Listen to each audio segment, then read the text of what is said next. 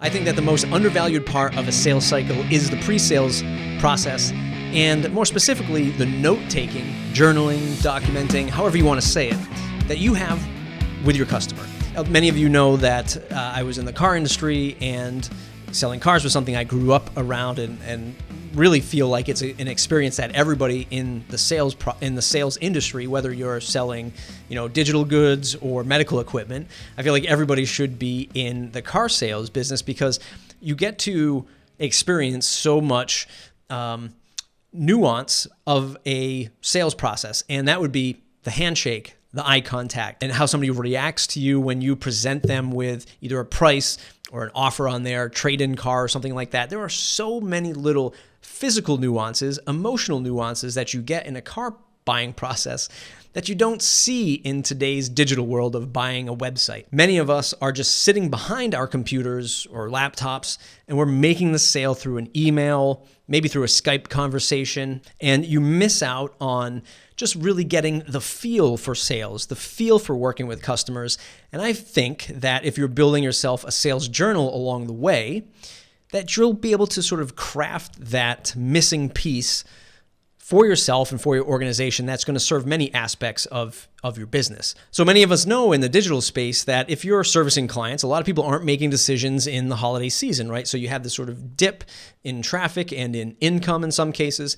And it's very important that you have something to turn to help your organization maybe shift the message if you don't recover from a dip down sales cycle. I know many of you are out there saying, oh my God, we're going to talk about taking notes. Like how rudimentary is this? Like how is this going to solve it? And it might not for your business, depending on how you present and how you do sales now. But I know for myself, structuring these sales notes is just super crucial to my presentation and to helping my organization with marketing efforts and changing sales messaging and all kinds of things. So let's break that down right now. As a salesperson, you're the front runner. You're the person in front of the organization representing your brand, representing your products and services, and you have to keep up with what's trending. What are the customers saying to me as markets are shifting? Variables are happening, new websites are coming out, there are more competition entering the market. How are your customers interacting with you? What kind of questions are they asking you? What kind of positives and negatives are they saying about your offering, that kind of thing? If you can track and capture all that stuff, that's half the battle. The second half of the battle is analyzing it, taking action on it or not taking action on it, depending on what kind of data you've captured. That's when this whole journaling of the sales and the pre-sales process really kicks into high gear. I feel like most customers are only buying half of what we offer, right? So what do I mean by that? Well, in a super basic example, if I'm a web host, and I do represent Pagely.com, if I'm a web host and somebody's coming to us, we do all kinds of things. We do the obviously hosting of the website. We do the maintenance of the website. We do the backups.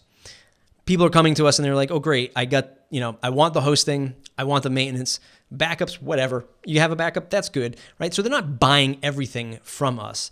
But what happens over a year's time when all of a sudden the customer is no longer buying you because of maintenance, or maybe they're not buying you because of your premier hosting stack or the technology that you use to make the site load super fast? You start to recognize patterns of what people are looking for. And if you're capturing all of that stuff in your pre-sales process, you have some data that you can mine to say, you know what? People haven't been asking me about backups anymore, or people have been asking me about backups. Maybe I need to make backups better, right? Something like that. Having that crucial intelligence for when things might be going a little awry, right? Things aren't going the way you want them to from a sales perspective or even a marketing perspective. Capturing that information, even if the customer didn't buy from you, super crucial to the success of the sales and the marketing and overall the general health of the organization. I mentioned that making these notes actionable is very important, right? So much like you get a whole bunch of junk mail, You take it all, you throw it into a junk drawer in your house, and you do that every single day it comes. You know somewhere in there is your electric bill. Not only are you stressed out, you have to go pay your electric bill, but now you have to go find it in this drawer. And it's just like, oh God, I don't even want to go look at it. Then you miss your bill and you're paying late fees, and before you know it, you got $3,000 electric bill. You don't know what's going on. That's the same thing with actionable notes, actionable anything really. But if you don't have these actionable organized notes, you're not going to want to dip back into that and understand this data. It's not going to give you a sense of accomplishment if it's not done in a concise way. So the app I like to use is called Simple Note. I like it because it's cross-platform, which means I can use it on my phone, I can use it on my laptop, I can use it on my desktop, I can use it on any computer I go to through the web interface, or if I need to download an app on another computer and get myself, if I break my laptop and I have to boot up another one, I can quickly capture all of my sales notes right onto that Simple Note app. So how do I like to structure my notes? I like to do the who, why, what, where, when, and how of the sales process. So when we start with the who, we want to know who these people are, not just name, email address, phone number, how can I contact them, but what's their title at the organization that they work for. Understanding who these people are from a business organization standpoint is huge, right? Again, note-taking is like dieting. Nobody ever wants to do it. They hear it and they're like, oh my God, I don't want to go down this path. This just sounds like too much work. It's boring. It's monotonous. And when there's a downturn, you can dip into your data and restructure your message. So if all of a sudden you find that you're not closing as many sales as you hoped you were throughout a quarter or half a year, that kind of thing, and you kind of need to restructure your messaging or your sales pitch or your marketing, you can go back into your notes and say, okay, I've closed a whole bunch of customers that were marketing professionals. They were marketing VPs, they were marketing coordinators, they were marketing interns, whatever they were. And you can kind of understand that I do really well with, the whole creative side of a business. Maybe I should twist my message and focus specifically on marketing teams or digital art teams that are in these bigger organizations. It's a great way to sort of pinpoint who you're going after. Again, not just name and contact information, but who are these people? How can I shift my message so that I can close more sales to them or for my business, but based on their roles in an organization? Next up would be the why. Why are they making this decision now? And everybody should be asking why when they're doing business with somebody. Why are you looking at me now? What's not working in your existing setup?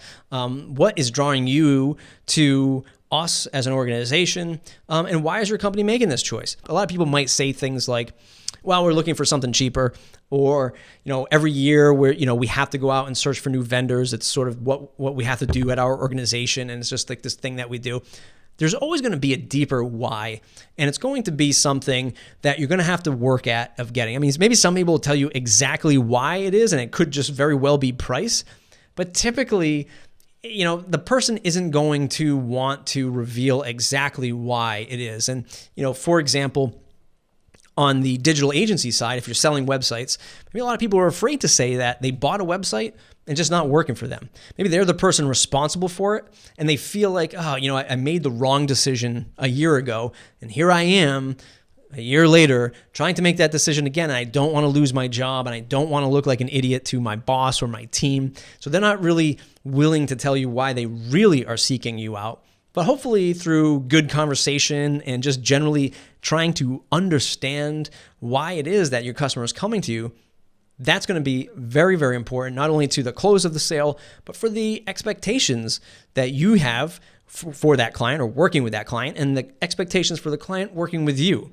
If you can really solve the why of a sale, it's paramount to everything else, including price, features, support. Getting the why is by far the most important thing that you can do in the sales cycle. When are they going to buy? When you ask somebody, when are you going to buy? Typically, from what I've seen, everyone's like, oh yeah, it's going to be next week. It's going to be in a couple days, no problem. That's just an easy answer for somebody to give you so that they don't want to offend you. They might know that you're a salesperson. They might know that you're looking for more business. They don't want to completely offend you and say, well, really, we're not going to be done, and we're really not going to buy for 60 days or whatever the thing might, whatever the process might be. So you might see customers say, I'm going to buy next week. But you know who this customer is. It's that marketing department, or it's those lawyers. You start to find a good cadence with selling to lawyers, and you realize that lawyers aren't buying for like 60 to 90 days. They can't make a decision that fast. So when you're on a sales call and somebody says, I'm going to buy next week, but they're a lawyer, and guess what? I know the sales cycle. I know it's going to be like 90 days until this is done. So you can sort of shift that conversation, shift the expectations, but really it's a way for you to flex your expertise or knowledge of a given industry. And that goes a long way. When I got into the digital space early on, I happened to fall into selling to universities a lot. Through referrals and through just referral marketing, people were sort of recommending universities to my agency. And I was used to dealing with small businesses, and they were a lot faster to sell to and get on board. We're talking like a week to 2 weeks of a small business. It takes months, even a year, to really close a big university and get all of the paperwork, the politics, everything that's involved with buying from a big, or everything that's involved from a big organization to get the wheels turning. And I made the mistakes of like pushing a little too much and trying to say, can we get this done in 2 weeks? If I get you on board now, you can save 10%, those kinds of things.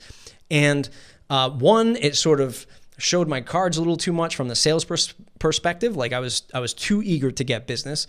But number two, it also showed that at the time, I didn't know that customer, right? They asked me if I have worked with universities before. I said yes, because I had one or maybe even two at the time. And it just showed that I didn't fully understand the customer. And that can really tip your hand for them to say, you know what? We're going to give pause to doing business with this person because I don't think they really understand our buying process. It's very important that you understand the customer's buying process because they don't want to feel stressed. They don't want to feel like they're getting into something that is not going to be the right fit or going to get them into trouble, or you're just going to be this pesky salesperson that they don't want to deal with. Fully understanding the buying process and the cycle and the metrics and everything that goes into their decision process is crucial to landing the sale. Okay, so I know that's a lot. I'm exhausted from just talking about all of it. The sales journal, super important in your business, especially in the pre-sales. And this all is really captured in that pre-sales process. I love the pre-sales process. There's a whole bunch of things that you can do aside from just the journaling part. It's the research of your customer, the things that you're going to talk about on the phone call. Who are they? Looking at their social profiles, their LinkedIn profiles. What do they like? What is the organization like? Really getting that stuff sort of imprinted into your brain before a sales call it's just awesome. It's awesome to have that preparation and that intel before getting on a call. Not in a bad way or a slimy way or anything like that, but just a way to prepare yourself. You're more confident in the sales cycle and more confident in your business. Talked about that in another episode, so I'll try to link that up in the description below. It's mattreport.com. mattreport.com/subscribe. If you love stuff like this, go ahead and subscribe to the channel. Thumbs up on the video. If you disliked it, hit the thumbs down button twice. Haha, I heard that from another YouTuber. Listen, we're talking all about sales, entrepreneurship stuff, all kinds of stuff about digital businesses. You can find me at pagely.com. You can find me at mattreport on Twitter. Check me out, userfeedbackvideos.com, if you want to get some feedback on your sales pages, your product pages, whatever it might be. We'll see you in the next video.